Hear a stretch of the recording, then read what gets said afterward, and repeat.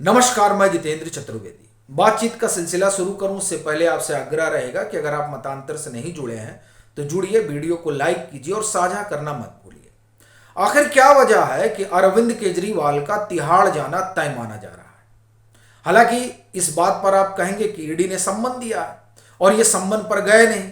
एक दूसरा, आम आदमी पार्टी को आरोपी बनाए जाने की बात चल रही है। तीसरा, दिल्ली के बहुचर्चित शराब घोटाले में अरविंद केजरीवाल की भूमिका भी संदेह के घेरे में है। तो ये जो तीनों बातें निकल कर आ रही हैं, और चौथी ये कि मनीष सिसोदिया ने सुप्रीम कोर्ट में ये कहा कि कैबिनेट की भी इसमें जो है भूमिका है, यानी कैबिनेट ने भी अप्रूवल दिया था। तो उस लिहाज से अगर देखा जाए तो वहां भी अरविंद केजरीवाल जो है वो कटघरे में खड़े नजर आते हैं। तो ऐसी परिस्थिति में तो उनका जेल जाना तय ही है। लेकिन इसके अलावा तीन ऐसे कारण हैं जो अरविंद केजरीवाल के तिहाड़ जाने पर मुहर लगा रहे हैं। वो कारण क्या है उस पर मैं आऊंगा, लेकिन उससे पहले आपको 2013 की एक घटना सुनाता हूं जो अरविंद केजरीवाल से जुड़ी हुई है।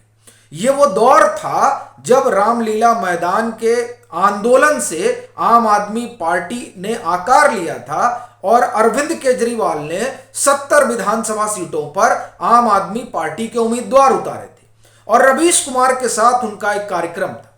उस कार्यक्रम में दर्शक उनसे सवाल पूछते हैं कि कैसे तय होगा कि उम्मीदवार कौन अच्छा है कौन खराब है। तो वो कहते हैं हमने स्क्रीनिंग की है सबकी, और स्क्रीनिंग के जरिए हमने जो है हीरे तलाशे हैं।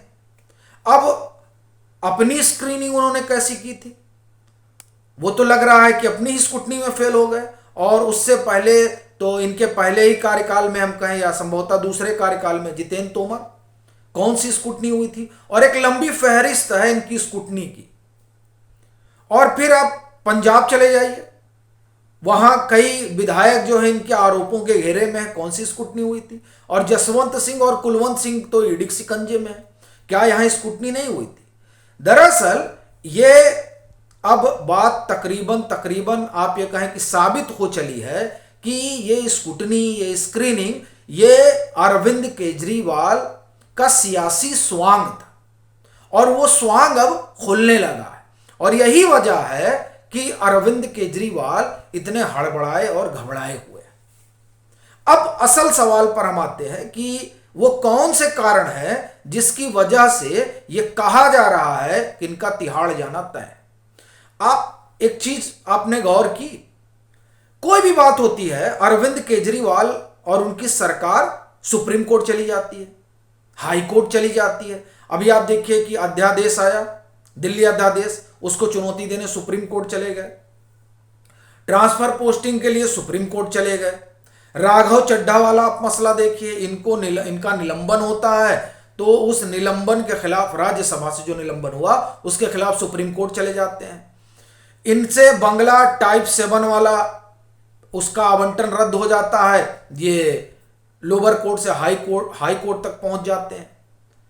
जो पार्टी हर बात के लिए कोर्ट का दरवाजा खटखटाती हो, वो आखिर ये जो ईडी ने सम्मन किया और जिसको ये गैर कानूनी बता रहे हैं, उसके खिलाफ ये सुप्रीम कोर्ट, हाई कोर्ट क्यों नहीं जा रहे हैं? अभी देखिए, हमने पीछे बात की थी डिग्री वाले मसले में।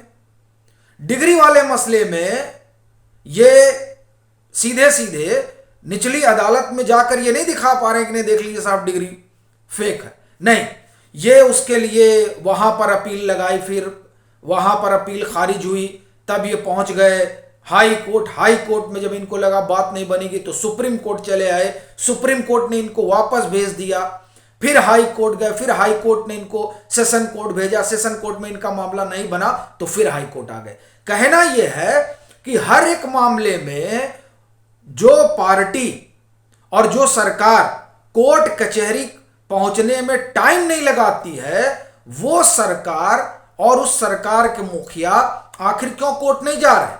अभी आप देखिए कि मनीष सिसोदिया को जब हिरासत में लिया गया था तो मनीष सिसोदिया तुरंत सुप्रीम कोर्ट गए थे। आप संजय सिंह को देखिए, ये दिल्ली हाई कोर्ट भी जा चुके हैं और दिल्ली हाई कोर्ट ने जो कहा इसको ये सुप्रीम कोर्ट में चुनौती भी दे चुके हैं।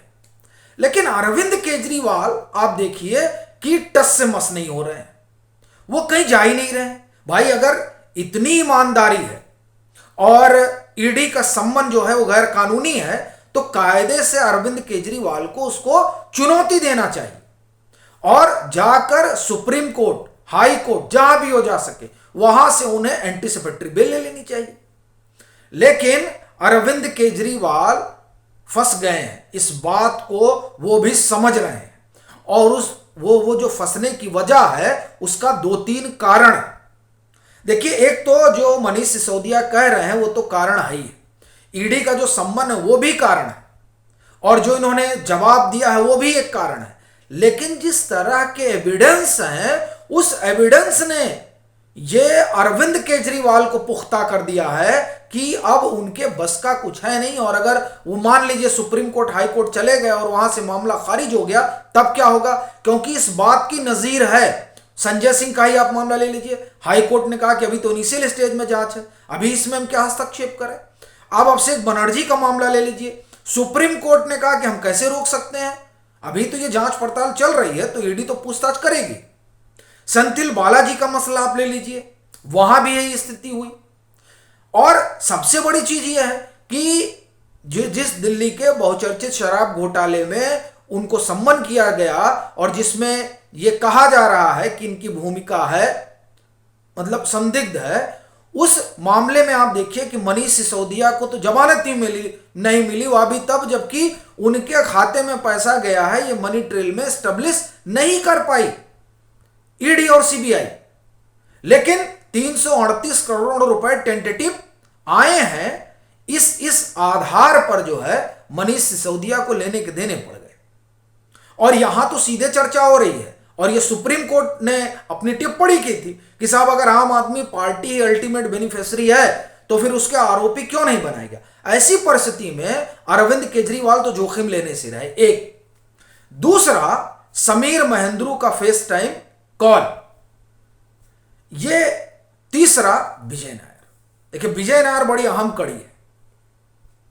सी अरविंद जो ये कहते हैं कि हमको मनीष सिसोदिया ने बुलाया और वहां सत्येंद्र जैन और अरविंद केजरीवाल मौजूद थे और हमको ड्राफ्ट दिया गया जिसमें 5 से 12% कमीशन को उसमें इंक्रीज किया गया था। इससे पहले जब भी ग्रुप ऑफ मिनिस्टर्स की बैठक हुई थी तो उसमें कमीशन जो है 5 से 12% करने की चर्चा ही नहीं हुई थी। यानी ग्रुप ऑफ मिनिस्टर्स में जब भी न्यू एक्साइज पॉलिसी पर बात हुई तो उसमें कमीशन 5 से 12 कर दिया जाएगा, यह चर्चा का विषय था ही नहीं। कमीशन इतना बढ़ाया जा रहा है, यह पहली बार सी अरविंद को अरविंद केजरीवाल के घर पता चला, यानी सीएम हाउस में, जहां मनीष सिसोदिया भी मौजूद थे और सत्येंद्र जैन भी मौजूद थे। तो यानी अरविंद केजरीवाल की जानकारी में चीजें रहीं, वो इससे पल्ला नहीं झाड़ सकते हैं। और फिर आम आदमी पार्टी के तो ये संयोजक ही हैं। जब पैसा गोवा चुनाव में खर्च हुआ और जिस तरीके से इनकी इंगेजमेंट है, वो इंगेजमेंट बताती है कि पैसा जो आया होगा उसके बारे में इनको जानकारी रही होगी। वो इस बात से इनकार नहीं कर सकते। वो ये नहीं कह सकते हैं जैसे उन्होंने सीबीआई से कह दिया था कि ये ग्रुप ऑफ मिनिस्टर्स जाने, मनीष सिसोदिया जाने, आबकारी जाने, आबकारी के अधिकारी जाने, मैं नहीं जानता। पार्टी में आप ये नहीं कह सकते, संयोजक आप ही हैं और बिना आपके पत्ता हिल गया, ये कौन मानेगा। तो ये जो तमाम चीजें हैं वो इस बात पर मुहर लगा रही हैं कि अरविंद केजरीवाल का जाना तय है। और वो उनका जाना तय है, वो खुद भी कह रहे हैं, तमाम सभाओं में घूम घूम कर कह रहे हैं। आम आदमी पार्टी ने तो आपात बैठक तक बुला ली जिसमें यहां तक तय कर लिया कि ये तिहाड़ जाएंगे ही, तो वहीं से जो है ये सरकार भी चलाएंगे। हालांकि ये जो मसला है इसके पीछे कई और कारण माने जा रहे हैं कि एक राय नहीं बन पा रही कि कौन मुख्यमंत्री बनेगा, कौन संगठन संभालेगा। फिर बड़ी चीज ये है कि अगर जो मुख्यमंत्री बनेगा तो शीश महल भी खाली करना पड़ेगा, जिस शीश महल के लिए सारी दुनिया से जो है उन्होंने दुश्मनी मोल ली अरविंद केजरीवाल ने, वो शीश महल कैसे छोड़ दिया जाए। तो ये तमाम चीजें हैं, पर सबसे बड़ी बात तो यही है कि ये जो कोर्ट कचहरी किया करते थे और उसमें माहिर हैं वो नहीं कर रहे हैं। तो इसलिए भी लग रहा है कि अब एकदम कन्फर्म है कि जाना ही। बाकी आपकी अपनी क्या राय है जरूर साझा करिएगा और मतांतर से जरूर जुड़िए।